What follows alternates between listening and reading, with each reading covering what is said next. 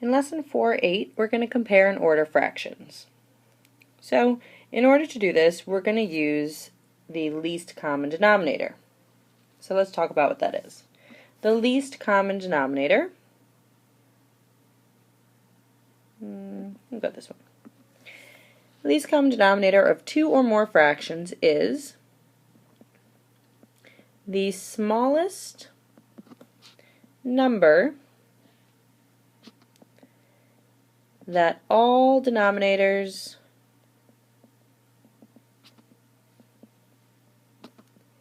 go into evenly. So it's also, the LCD, the least common denominator, is also the least common multiple, which is why we had to do that in the last section. And you could use a bigger common denominator, but you're going to wind up having to reduce your fraction at the end. So if you use the least common denominator, it just helps cut out some time. So fill that in, pause the video before moving on to the first example.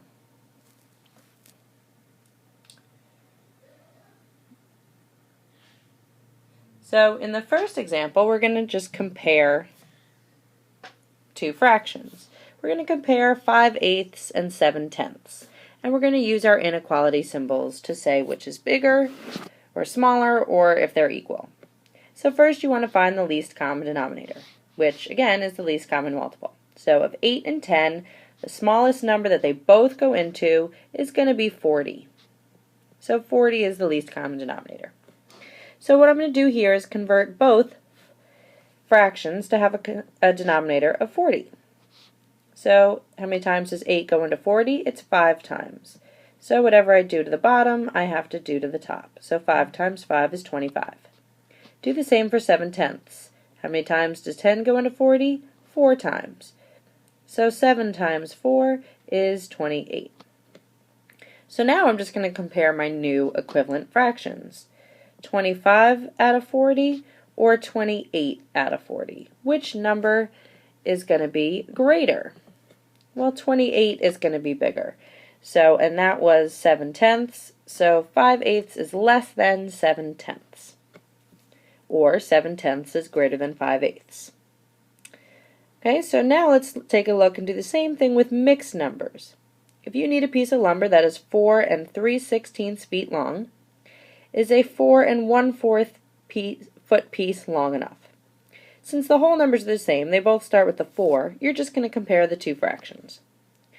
So 3/16, I'm going to keep that the same because I can change 1/4 into a fraction that has a denominator of 16. 4 times 4 is 16, so 1 times 4 is 4. So I have 3/16 and 4/16, which is bigger. 4/16 is bigger, so 4 3/16 is less than 4 4/16. So the 4 1/4 foot piece is long enough because it's bigger. Okay, you only need 3/16, but you have a piece that is actually 4/16 long, so yes, you have enough wood. Okay, so pause the video and fill that in before moving on to the next problem.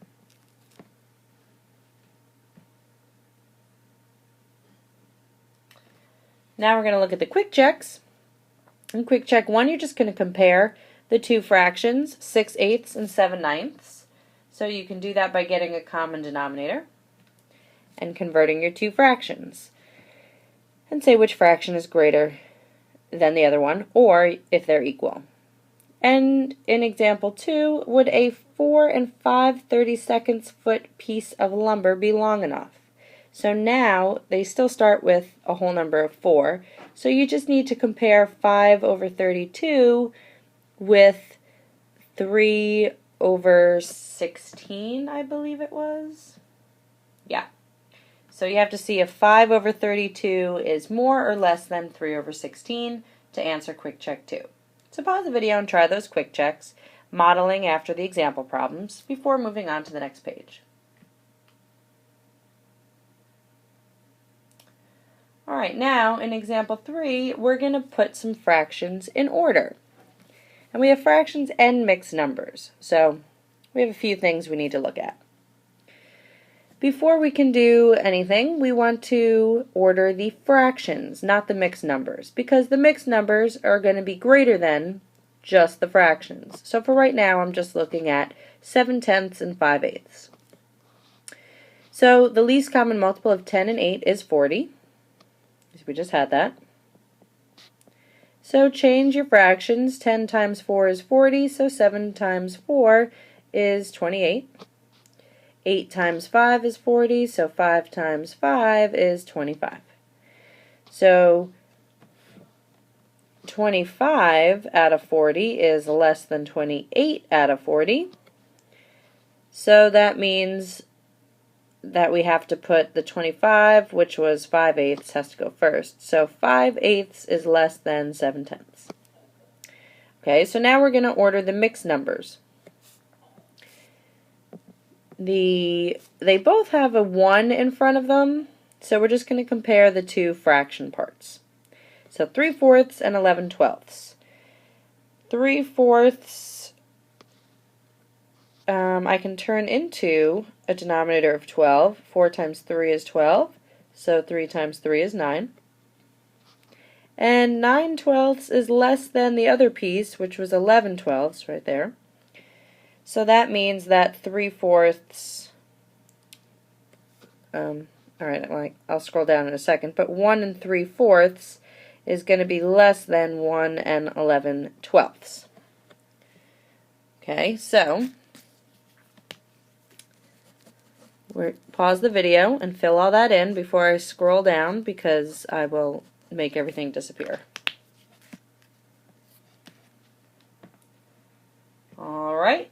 So finally what we need to do is put all 4 of our fractions and mixed numbers in order.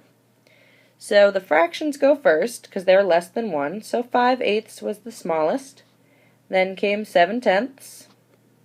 Then came 1 3/4, and the biggest number here was 1 11/12. Okay, so pause the video and fill all that in before moving on to the quick check. When you're ready, let's take a look at the quick check. You're going to do the same thing here. You're going to take these 1, 2, 3, 4, 5 numbers and put them in order from least to greatest.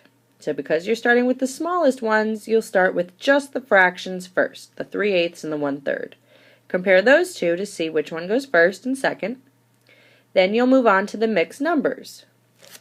Well, 1 2/3, anything that starts with a 1 is going to be smaller than the two numbers that start with a 2. So you can just cheat that one and put that one in the middle, and then figure out which is bigger, 2 5/6 or 2 4/5. And put all 5 numbers in order from least to greatest, and try that, and then we'll check your work in class.